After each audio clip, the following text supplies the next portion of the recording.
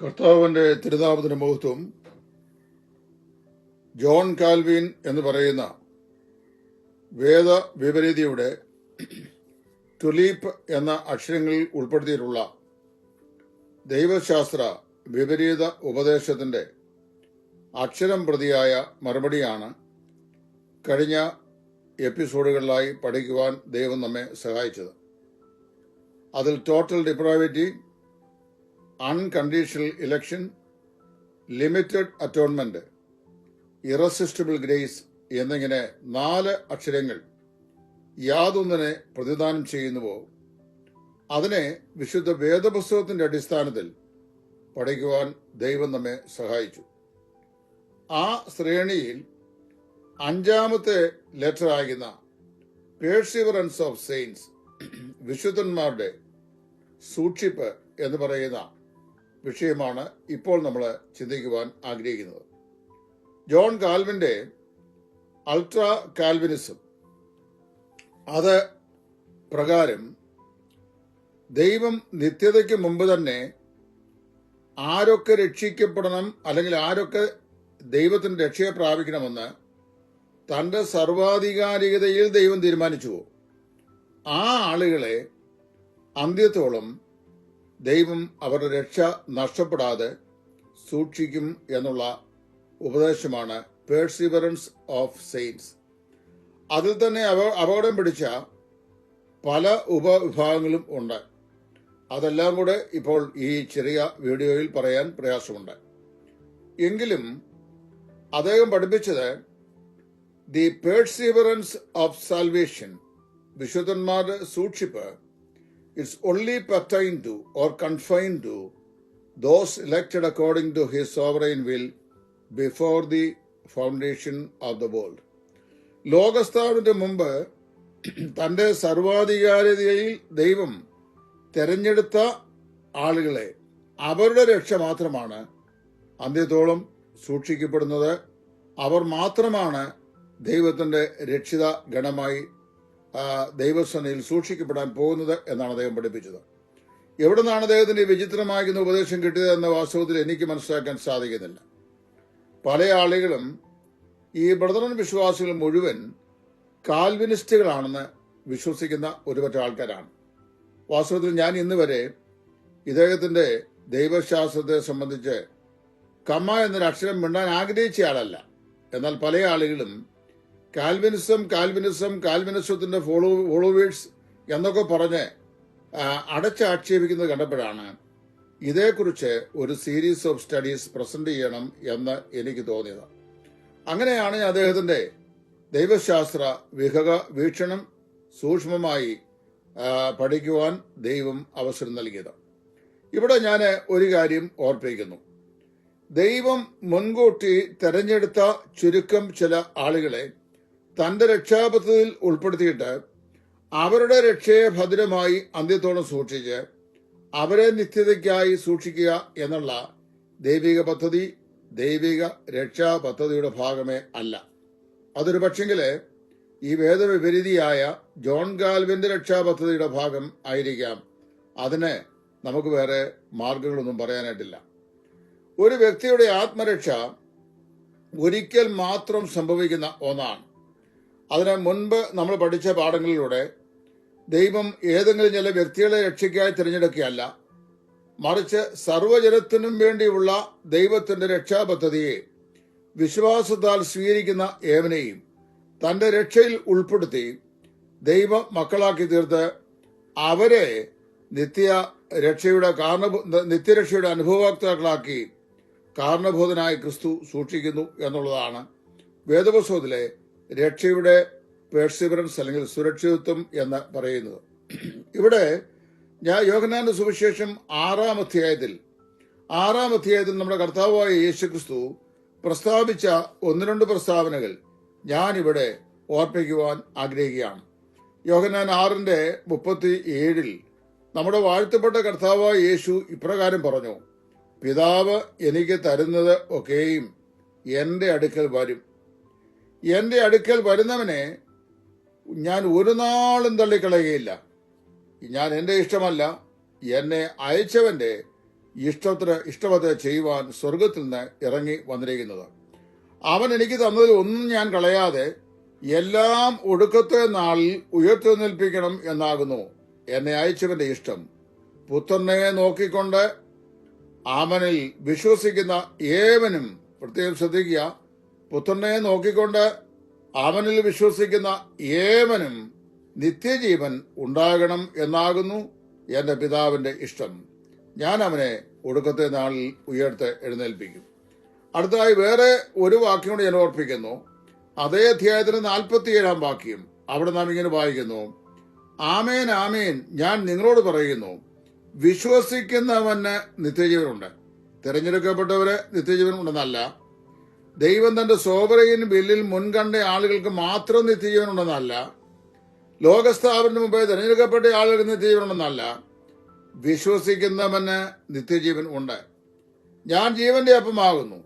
നിങ്ങളുടെ പിതാക്കന്മാർ മരുഭൂമിയിൽ മന്നാതിന്നിട്ടും മരിച്ചുവല്ലോ. ഇതോ തിന്നുന്നവൻ മരിക്കാതിരിക്കേണ്ടതിന് സ്വർഗത്തിൽ നിന്ന് ഇറങ്ങുന്ന അപ്പം ആകുന്നു. സ്വർഗത്തിൽ നിന്നിറങ്ങിയ ജീവനുള്ള അപ്പം ഞാനാകുന്നു. ഈ അപ്പം തിന്നുന്നവൻ എല്ലാം എന്നേക്കും ജീവിക്കും. ഞാൻ കൊടുപ്പാനിരിക്കുന്ന അപ്പമോ ലോകത്തിന്റെ ജീവന് വേണ്ടി ഞാൻ കൊടുക്കുന്ന എന്റെ മാംസം ആകുന്നു.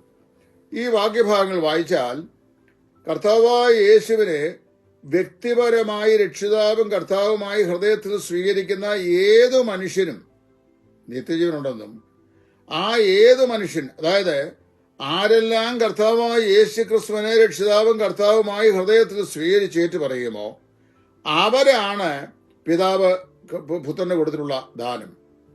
അവരിൽ ഒരുത്തൻ പോലും നഷ്ടപ്പെടാതെ ഒടുക്കത്തെ നാളിൽ ഉയർത്തെഴുന്നേൽപ്പിക്കണം എന്നുള്ളതാകുന്നു പിതാവിന്റെ ഇഷ്ടമെന്നും, ഞാൻ അവയ്ക്ക് നിത്യജീവൻ കൊടുക്കുന്നുവെന്നും അവ ഒരു നാളും നശിച്ചു പോകുന്നില്ല എന്നുമാണ് നമ്മുടെ വാഴ്ത്തപ്പെട്ട കർത്താവായ യേശു പറഞ്ഞത്. അപ്പോൾ വാസ്തവത്തില് യേശു ക്രിസ്തുവിൽ വിശ്വസിക്കുന്ന ഒരു പാപി ആത്മരക്ഷ പ്രാപിക്കുന്നു എങ്കിൽ ആ രക്ഷിക്കപ്പെടുന്ന വ്യക്തിയെ സദാകാലത്തേക്കും ദൈവ മകനായി വീണ്ടും ജനിപ്പിച്ച് സൂക്ഷിക്കുക എന്നുള്ളത് ദൈവത്തിന്റെ വലിയ കൃപയുടെ രക്ഷാപദ്ധതിയാകുന്നു എന്ന് വളരെ വ്യക്തമായി ദൈവ വചനം പറയുന്നു. അപ്പോൾ വാസ്തവത്തിൽ ദൈവം സൂക്ഷിക്കുന്ന ആരെയാണ്?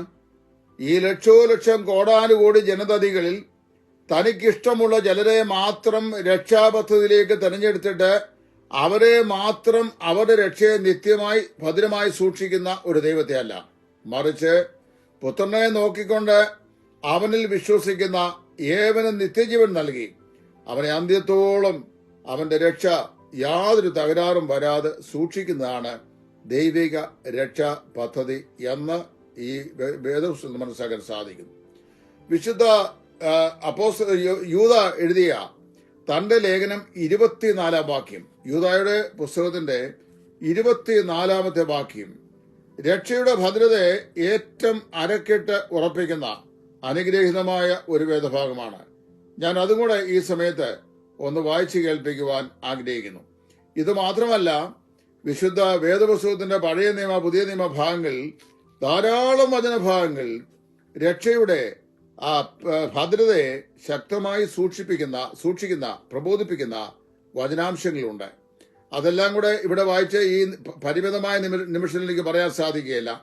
അതുകൊണ്ട് ഞാൻ ഈ യൂദായുടെ ലേഖനത്തിന്റെ ഏറ്റവും ഒടുവിലത്തെ വാക്യം വായിച്ച് കേൾപ്പിക്കാം. അവിടെ യൂദാ ഇങ്ങനെ പറയുകയാണ്: വീഴാതെ വണ്ണം നിങ്ങളെ സൂക്ഷിച്ച് തന്റെ മഹിമാസന്നതിയിൽ കളങ്കമില്ലാത്തവരായി ആനന്ദത്തോടെ നിർത്തുവാൻ ശക്തിയുള്ളവന് നമ്മുടെ കർത്താവായ യേശു ക്രിസ്തു മുഖാന്തരം നമ്മുടെ രക്ഷിതാവായ ഏക ദൈവത്തിന് തന്നെ സർവകാലത്തിനു മുമ്പും ഇപ്പോഴും സദാകാലത്തോടും തേജസ്സും ബലവും മഹിമയും അധികാരവും ഉണ്ടാകുമാറാകട്ടെ.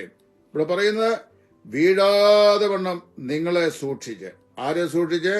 തന്റെ പുത്രനായ യേശു ക്രിസ്തുവിന്റെ അടുക്കൽ വന്ന് അവനെ രക്ഷിതാവും കർത്താവുമായി സ്വീകരിക്കുന്ന തന്റെ വിശുദ്ധന്മാരെ, അല്ലാതെ പരിമിതപ്പെട്ട എണ്ണപ്പെട്ട ചില ആളുകളെ അല്ല. 2 കയ്യിൽ 10 പേരിലുണ്ടെങ്കിൽ അതിൽ 3 പേരിനെ തിരഞ്ഞെടുത്തിട്ട് 7 അവഗണിക്കുന്ന കർത്താവിനെ അല്ല. തന്റെ പുത്രനായ യേശു ക്രിസ്തുവിൽ വിശ്വസിക്കുന്ന ഏവനെയും, അത് പ്രത്യേകം യൂദായ ലേഖനം എഴുതുന്ന ആൾക്കാർ മനസ്സിലാക്കണം, യേശു ക്രിസ്തുവിന്റെ ദാസനും യാക്കോബിന്റെ സഹോദരനായ യൂദ പിതാവായ ദൈവത്താൽ സ്നേഹിക്കപ്പെട്ടും യേശുക്രിസ്തുവിനായി സൂക്ഷിക്കപ്പെട്ടും ഇരിക്കുന്ന വൃതന്മാരായ ആളുകൾക്കാണ് എഴുതുന്നത്. എന്ന് പറഞ്ഞു കഴിഞ്ഞാൽ കർത്താവായ യേശുക്രിസ്തുവിൽ വിശ്വസിച്ച വൃതന്മാരായ ആളുകൾക്കാണ് താൻ ഈ ലേഖനം എഴുതുന്നത്. ഞാനിവിടെ എന്തുകൊണ്ട് നമ്മുടെ രക്ഷ അല്ലെങ്കിൽ വിശ്വസിച്ച എല്ലാവരുടെയും രക്ഷ, തിരഞ്ഞെടുക്കപ്പെട്ട ചുരുക്കം പേരുടെ രക്ഷയല്ല, വിശ്വസിച്ച എല്ലാവരുടെയും രക്ഷ ഭദ്രമായിരിക്കുന്നു എന്നുള്ളതിലേക്ക് വളരെ വേഗത്തിൽ ചില വാക്യങ്ങൾ ഞാൻ സൂചിപ്പിച്ച് ഈ വീഡിയോ അവസാനിപ്പിക്കാൻ ആഗ്രഹിക്കുന്നു. നമ്പർ 1, നമ്മുടെ രക്ഷ പുത്രത്വത്തിൽ അടിസ്ഥാനപ്പെട്ടിരിക്കുന്നു. അവർ salvation is based upon the sonship that we have received in the father. പിതാവായ ദൈവത്തിൽ നമുക്ക് ലഭിച്ച പുത്രത്വത്തിൽ അടിസ്ഥാനപ്പെട്ടിരിക്കുന്നു. യോഹന്നാന്റെ ലേഖനം സുവിശേഷം 1-ാം അധ്യായം 13-ാം വാക്യം അവിടെ നിന്ന് വായിക്കുന്നു, അവർ ജഡത്താലല്ല, രക്തത്താലല്ല, പുരുഷന്റെ ഇഷ്ടത്താൽ അല്ല, പിന്നെ പിതാവായ ദൈവത്തിൽ നിന്ന് അത്രേ വീണ്ടും ജനിച്ചിരിക്കുന്നു. അവനെ കൈക്കൊണ്ട് അവന്റെ നാമത്തിൽ വിശ്വസിക്കുന്ന ഏവർക്കും ദൈവ മക്കളായി തരുവാൻ അവൻ അധികാരം കൊടുത്തിരിക്കുന്നു. യോഹന്നാന്റെ 1-ാം ലേഖനം 3-ാം അധ്യായത്തിന്റെ 1-2 വാക്യങ്ങൾ, ആ 1-2 വാക്യങ്ങളിൽ അവിടെ 1 യോഹന്നാൻ 3-1-2 വാക്യങ്ങൾ അവിടെ അപ്പോസ്തലൻ പറയുന്നത് ഇങ്ങനെയാണ്: കാൺമീൻ, നാം ദൈവമക്കൾ എന്ന് വിളിക്കപ്പെടുവാൻ പിതാവ് നമുക്ക് എത്ര വലിയ സ്നേഹം നൽകിയിരിക്കുന്നു. അങ്ങനെ തന്നെ നാം ആകുന്നു, നാം ദൈവമക്കളാകുന്നു, നാം ദൈവത്തിന്റെ മക്കളാകുന്നു എന്ന് യോഹന്നാൻ പറയുകയാണ്. അപ്പൊ യോഹന്നാൻ 1:13, 1 യോഹന്നാൻ 3:1-2 വാക്യങ്ങളിലും എല്ലാം ജനനത്താൽ പുത്രന് പിതാവുമായിട്ടുള്ള ബന്ധമാണ് പുത്രത്വം എന്ന് പറയുന്നത്. അപ്പൊ പുത്രത്വം യാതൊരു കാരണവശാലും മാറ്റുവാൻ സാധിക്കുകയില്ല. വീണ്ടും ജന്മം പ്രാപിച്ച ഒരു പാപി അവരെപ്പോൾ വീണ്ടും ജന്മം പ്രാപിച്ചുവോ ആ വീണ്ടും ജന്മത്താൽ അവൻ ദൈവത്തിന്റെ പുത്രനായി അല്ലെങ്കിൽ പുത്രിയായി ജനിച്ചിരിക്കുന്നു. അതുകൊണ്ട് പുത്രത്വത്തിന് ഒരിക്കലും മാറ്റം ഉണ്ടാകുവാൻ സാധിക്കത്തില്ല. ആകയാൽ വിശുദ്ധന്മാരുടെ രക്ഷ അല്ലെങ്കിൽ വിശ്വസിച്ചവരുടെ രക്ഷ അത് നിത്യമാണ്, അത് കേടുകൂടാതെ സൂക്ഷിക്കപ്പെടുന്നതാണ്. 2, വിശുദ്ധന്മാരുടെ രക്ഷ ഏകയാഗത്തിൽ അടിസ്ഥാനപ്പെട്ടിരിക്കുന്നു. എബ്രായർക്ക് എഴുതിയ ലേഖനം 10-ാം അധ്യായത്തിന്റെ 14-ാം വാക്യം അവിടെ എങ്ങനെയാണ് നാം വായിക്കുന്നത്? ഏകയാഗത്താൽ അവൻ വിശുദ്ധീകരിക്കപ്പെടുന്നവർക്ക് സദാകാലത്തേക്കും സൽഗുണപൂർത്തി വരുത്തിയിരിക്കുന്നു. ഇവിടെ വായിക്കുന്നത് സൽഗുണപൂർത്തി എന്ന് തർജ്ജമ വാക്ക് എന്താണ്? സമ്പൂർണത എന്നുള്ള അർത്ഥത്തിലാണ്. അതായത് കർത്താവായ യേശു ക്രിസ്തു, നമ്മുടെ കർത്താവായ യേശു ക്രിസ്തുവിൽ വിശ്വസിക്കുന്ന ഏവർക്കും സദാകാലത്തേക്കുമുള്ള സൽഗുണപൂർത്തി അല്ലെങ്കിൽ വീണ്ടെടുപ്പ് രക്ഷാമാർഗമാണ് ദൈവം ഒരുക്കിയിരിക്കുന്നത്. അതുകൊണ്ട് നമ്മൾ വായിക്കുന്നു എബ്രായർ 7:3 എന്നേക്കും എന്ന് തർജ്ജമ ചെയ്തിരിക്കുന്നത് ആ അർത്ഥത്തിലാണ്. കർത്താവായ യേശു ക്രിസ്തു 2000 വർഷങ്ങൾക്ക് മുമ്പ് കാൽവറിയിലെ ഗോൽഗോഥാമുകളിൽ താൻ അനുഭവിച്ച ഏക യാഗത്താൽ, ശരീരമരണത്താൽ മനുഷ്യവർഗത്തിന്റെ രക്ഷ എന്നേക്കുമായി ഒരുക്കിയിരിക്കുന്നതുകൊണ്ട് ആ രക്ഷയിലേക്ക് പ്രവേശിക്കപ്പെട്ടവർ എന്നേക്കുമായി സൂക്ഷിക്കപ്പെടുന്നവരാണ്. ഇനി 3, രക്ഷ നീതീകരണത്തിൽ അടിസ്ഥാനപ്പെട്ടിരിക്കുന്നത് ആകയാൽ അത് എന്നേക്കും സുസ്ഥിരമാണ്. ശ്രദ്ധിക്കുക, റോമാലേഖനം 5-ാം അധ്യായത്തിന്റെ 1-ാം വാക്യം, വിശ്വാസത്താൽ നീതീകരിക്കപ്പെട്ടിട്ട് നമ്മുടെ കർത്താവായ യേശു ക്രിസ്തു മുഖാന്തരം നമുക്ക് ദൈവത്തോട് സമാധാനം ഉണ്ട്. തുടർന്ന് നാം നിൽക്കുന്ന ഈ കൃപയിലേക്ക് അവൻ നമ്മെ കൊണ്ടുവന്നിരിക്കുന്നു എന്ന് നാം വായിക്കുന്നു. അവന്റെ കൃപയാൽ ക്രിസ്തുയേശുവിലെ വീണ്ടെടുപ്പ് മൂലം സൗജന്യമായത്രേ നിങ്ങൾ നീതീകരിക്കപ്പെട്ടിരിക്കുന്നത്. നീതീകരണം എന്ന വാക്ക് നീതിന്യായ കോടതിയോട് ബന്ധപ്പെട്ടൊരു പദപ്രയോഗമാണ്. അത് ആവർത്തന പുസ്തകം 25:1 നീതീകരണം എന്ന വാക്കിൽ നിന്നാണ് നീതിമാൻ ആയി പ്രസ്താവിക്കുക എന്നുള്ള അർത്ഥത്തിലുള്ള പ്രസ്താവന ഉണ്ടായിരിക്കുന്നത്. ഇവിടെ എന്താണ് നീതീകരണ വിധി എന്ന് പറയുന്നത്? ദൈവ കോടതിയുടെ മുമ്പാകെ പാപിയായ മനുഷ്യൻ, എല്ലാ മനുഷ്യരും പാപികളാകിയാൽ പാപിയായ മനുഷ്യൻ കുറ്റക്കാരനാണ്. കുറ്റക്കാരനായിരിക്കുന്ന പാപിയായിരിക്കുന്ന മനുഷ്യൻ ദൈവ കോടതിയുടെ മുമ്പാകെ കുറ്റക്കാരനായിരിക്കാൻ ദൈവത്തിന്റെ നീതിയുള്ള പീഠം അവനെ ന്യായം വിധിച്ച് നിത്യശിക്ഷാവധിക്കായി എറിയപ്പെടുകയാണ് ചെയ്യേണ്ടത്. അങ്ങനെ ചെയ്യേണ്ട മനുഷ്യൻ എന്ത് ചെയ്യുന്നു? അവന് വേണ്ടി കർത്താവായ യേശു ക്രിസ്തു യാഗമായി തീരുകയും തന്റെ മനുഷ്യവർഗത്തിന്റെ മുഴുവൻ പാപം, അതാ കണ്ടാലും ലോകത്തിന്റെ പാപത്തെ ചുമന്നൊഴിക്കുന്ന ദൈവത്തിന്റെ കുഞ്ഞാട് എന്ന് യോഹന്നാൻ പറഞ്ഞ കർത്താവായ യേശു ലോകത്തിന്റെ മുഴുവൻ പാപവും തന്റെ പുത്രനായ യേശു ക്രിസ്തുവിന്മേൽ ചുമത്തി. അതാണ് നമ്മുടെ സമാധാനത്തിനായുള്ള ശിക്ഷ അവന്റെ മേലായി, അവന്റെ അടിപ്പിണറുകളാൽ നമുക്ക് സൗഖ്യം വന്നിരിക്കുന്നു എന്ന് പറയുന്നു. അങ്ങനെ യേശു ക്രിസ്തുവിന് മേൽ ചുമത്തപ്പെട്ട ഈ പാപനിമിത്തം ക്രിസ്തു ക്രൂശിന്മേൽ കയറി നമുക്ക് പകരക്കാരനായി ദൈവസന്നിധിയിൽ യാഗമായി തീർന്നു. അങ്ങനെ യാഗമായി തീർന്നപ്പോൾ ആ യേശു ക്രിസ്തുവിന്റെ ക്രൂശിലെ യാഗമരണം പാപിയായ എന്റെ പാപത്തിന്റെ പരിഹാരത്തിന് വേണ്ടി, എന്റെ ആത്മരക്ഷയ്ക്ക് വേണ്ടി ദൈവം ഒരുക്കിയ രക്ഷാമാർഗമായിരുന്നുവെന്ന് ഒരു പാപി വിശ്വസിച്ച് കർത്താവായ യേശുവിനെ ഹൃദയത്തിൽ രക്ഷിതാവും കർത്താവുമായി സ്വീകരിക്കുമ്പോൾ സ്വർഗീയ കോടതി പാപിയുടെ സകല പാപവും കർത്താവായ യേശു ക്രിസ്തുവിന്റെ ക്രൂശിലെ പരമയാഗം എന്ന അക്കൗണ്ടിൽ നിക്ഷേപിച്ചിട്ട് കുറ്റക്കാരനായ പാപിയെ കുറ്റമില്ലാത്തവനായി വെറുതെ അയക്കുന്ന സ്വർഗീയ കോടതിയുടെ പരസ്യമായ പ്രഖ്യാപനമാണ് നീതീകരണം എന്ന് പറയുന്നത്. അങ്ങനെ സ്വർഗീയ കോടതി പാപിയായ മനുഷ്യനെ നീതീകരിക്കപ്പെട്ടവനായി വെറുതെ അയക്കുന്നു. എന്നിട്ട് റോമാലേഖനം 8:33-34 വാക്യങ്ങളിൽ പൗലോസ് ചോദിക്കുകയാണ്, ദൈവം തിരഞ്ഞെടുത്തവരെ ആ കുറ്റം ചുമത്തും. നീതീകരിക്കുന്നവൻ ദൈവം, ശിക്ഷ വിധിക്കുന്നവൻ ആർ? കർത്താവായ യേശു മരിച്ചവൻ, എല്ലാവർക്കും വേണ്ടി മരിച്ചവൻ, മരിച്ചിട്ട് ഉയർത്തെഴുന്നേൽക്കുന്നവൻ തന്നെ. അപ്പൊ എന്ന് പറഞ്ഞു കഴിഞ്ഞാൽ നമ്മുടെ കർത്താവായ യേശു ക്രിസ്തു നമ്മെ എന്നേക്കുമായി നമുക്ക് വേണ്ടി മരിച്ചിരിക്കയാൽ, ക്രിസ്തുവിൽ നമ്മുടെ പാപം ദൈവം കണക്കിട്ടിരിക്കയാൽ നമ്മെ സൗജന്യമായി ദൈവം നീതീകരിച്ച് വിശുദ്ധന്മാരായി പ്രഖ്യാപിച്ചിരിക്കുന്നു. അതുകൊണ്ട് ആ നീതീകരണം മാനവ ചരിത്രത്തിൽ ഒരിക്കൽ മാത്രം സംഭവിക്കുന്ന കാര്യമാണ്. ഒരു വ്യക്തിയുടെ ജീവിതത്തിൽ ഒരിക്കൽ മാത്രം സംഭവിക്കുന്നതാണ് പുത്രത്വം എന്ന വീണ്ടും ജനനം. ഒരിക്കൽ മാത്രം അവന്റെ രക്ഷയ്ക്ക് വേണ്ടി അനുഭവപ്പെട്ട യാഗമാണ് ഏകയാഗം. ഒരിക്കൽ മാത്രം സ്വർഗീയ കോടതി ചെയ്യുന്ന വിളംബരമാണ് നീതീകരണം എന്ന് പറയുന്ന വിളംബരം. നമ്മുടെ നീതീകരണ വിധി പ്രസ്താവിക്കപ്പെട്ടിരിക്കുന്നത് ദൈവസന്നിധിയാകുന്ന സുപ്രീം കോടതിയിൽ നിന്നാകുന്നു. അവിടെ നിന്ന് അതിനെ അസ്ഥിരപ്പെടുത്തുവാൻ ലോകത്തിലാർക്കും സാധിക്കത്തില്ല.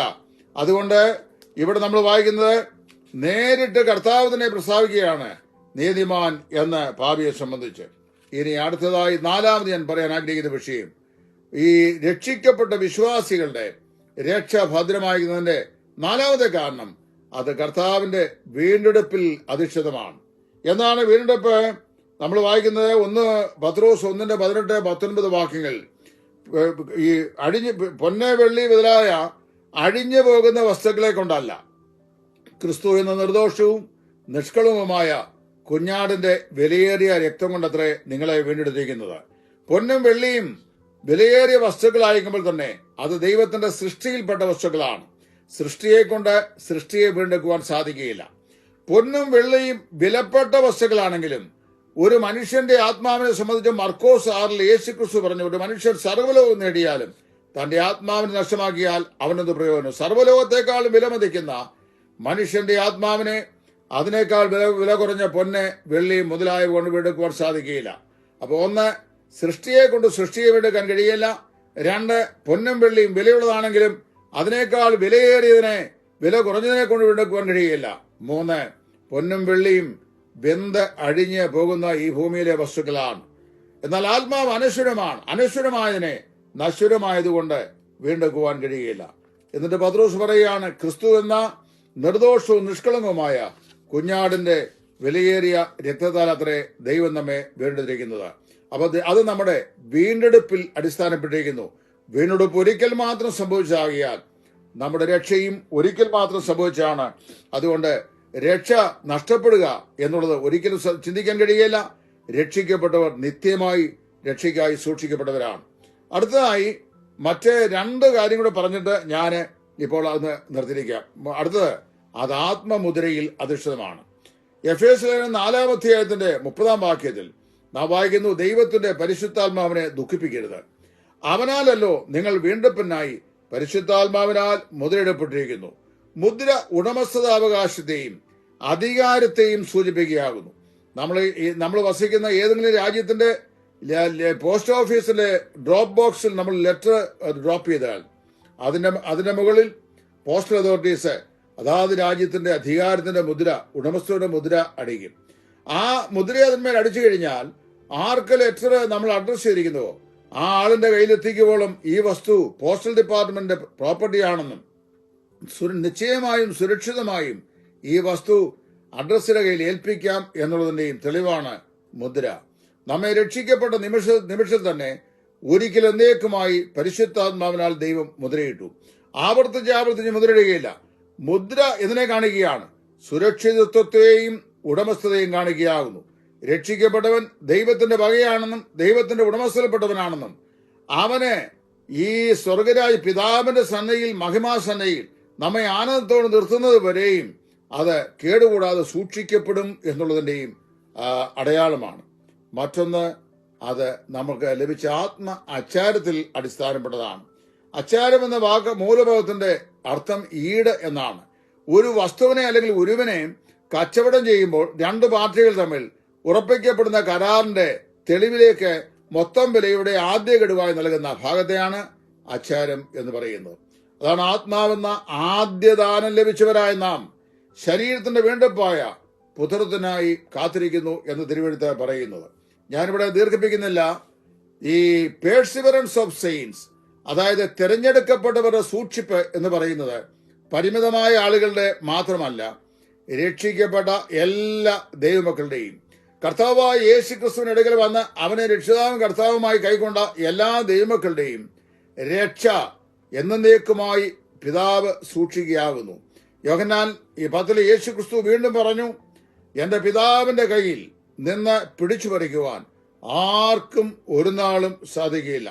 രക്ഷിക്കപ്പെട്ട നിമിഷത്തിൽ തന്നെ നാം ക്രിസ്തുവിനോട് മരിച്ച് ഉയർത്തെഴുന്നേറ്റ് നമ്മുടെ പ്രാണൻ ക്രിസ്തുവോടുകൂടെ ദൈവത്തിൽ മറഞ്ഞിരിക്കുകയാണ്. നാം ആത്മീയമായി സ്ഥാനീയമായി ഇപ്പോൾ സ്വർഗത്തിലായിരിക്കുകയാണ്. ഇനി നമ്മുടെ ശരീരത്തിന്റെ ദേഹസ്കരണം മാത്രമാണ് സംഭവിക്കാനുള്ളത്. അപ്പോൾ വാസ്തവത്തില് പേഴ്സിവറൻസ് ഓഫ് സെയിൻസ് എന്ന് പറയുന്ന ഉപദേശവും കാൽവിൻ പറയുന്നതും വേദപുസ്തകത്തിൽ പറയപ്പെടുന്ന രക്ഷയുടെ ഭദ്രതയുടെ 100% യാഥാർത്ഥ്യത്തോടെ യോജിച്ചു പോകുന്നല്ല. പരിമിതമായി തിരഞ്ഞെടുക്കപ്പെട്ട ആളുകളുടെ സൂക്ഷിപ്പിനെ കുറിച്ചാണ് അദ്ദേഹം പറയുന്നത്. മറിച്ച് വേദപുസ്തകം പറയുന്നത് തന്റെ പുത്രനായ യേശു ക്രിസ്തുവിനെ നാം വിളിച്ചുപേക്ഷിച്ച് രക്ഷിക്കപ്പെട്ട എല്ലാവരെയും അന്ത്യത്തോളം കർത്താവ് സൂക്ഷിക്കുന്ന സൂക്ഷിപ്പിനെ സംബന്ധിച്ചാണ്. അതാ യൂദാ എടുത്ത് പറയുന്നത്, വീഴാതെ വണ്ണം നിങ്ങളെ സൂക്ഷിച്ച് തന്റെ മഹിമാസന്നയിൽ കളങ്കമില്ലാതെ ആനന്ദത്തോട് നിർത്തുവാൻ കഴിയുന്നവൻ. രക്ഷിക്കപ്പെട്ട എല്ലാ ദൈവമക്കളെയും രക്ഷിക്കപ്പെട്ട നിമിഷം മുതൽ പിതാവിന്റെ സന്നയിൽ പുത്രൻ കാൽവലിലെ സമ്പാദിച്ച സമ്പാദ്യമായി അഭിമാനത്തോടെ ആനന്ദത്തോടെ പ്രതിഷ്ഠിക്കുന്ന പുനരുത്ഥാനത്തിന്റെ അനുഗ്രഹീതമായ നിമിഷം വരെയും വീഴ്ച കൂടാതെ, കേടുകൂടാതെ, നഷ്ടം കൂടാതെ സൂക്ഷിക്കുന്നതാണ് രക്ഷയുടെ ഭദ്രത, പേഴ്സിവറൻസ് ഓഫ് സെയിൻസ്, വിശുദ്ധന്മാരുടെ സൂക്ഷിപ്പ് എന്ന് പറയുന്നത്. അതുകൊണ്ട് ഈ tulip, total depravity, unconditional election, limited atonement, irresistible grace, perseverance of saints എന്ന് പറയുന്ന തുലീപ്, ഈ 5 അക്ഷരങ്ങൾ അടിസ്ഥാനമാക്കുന്ന രക്ഷാശാസ്ത്രം വേദപുസ്തക പ്രകാരം എന്താണെന്ന് ഞങ്ങളുടെ ഈ പഠന പരമ്പരയിലൂടെ ഞങ്ങളുടെ പ്രിയപ്പെട്ട അനുവാചകർക്ക് വ്യക്തമായൊരു ബോധ്യത ഉണ്ടായെന്ന് കർത്താവിൽ ഞാൻ വിശ്വസിക്കുന്നു. ദൈവം നിങ്ങളെ എല്ലാവരെയും അനുഗ്രഹിക്കട്ടെ. ഈ പഠന പരമ്പര ശ്രദ്ധിച്ച എല്ലാ പ്രിയപ്പെട്ടവർക്കും യേശു ക്രിസ്തുവിന്റെ നിസ്തുല്യമായ നാമത്തിൽ ഞങ്ങൾക്കുള്ള സ്നേഹവും സന്തോഷവും തുറന്നുള്ള എല്ലാ അനുഗ്രഹങ്ങളും ഞങ്ങൾ ആശംസിച്ചുകൊണ്ട് തൽക്കാലം ഇത് നിർത്തുന്നു. ദൈവം എല്ലാവരെയും അനുഗ്രഹിക്കട്ടെ. ക്രിസ്തുവിൽ നിങ്ങളുടെ കൂട്ടുസഹോദരൻ സുവിശേഷകൻ Titus from Edayaranmula. Thank U.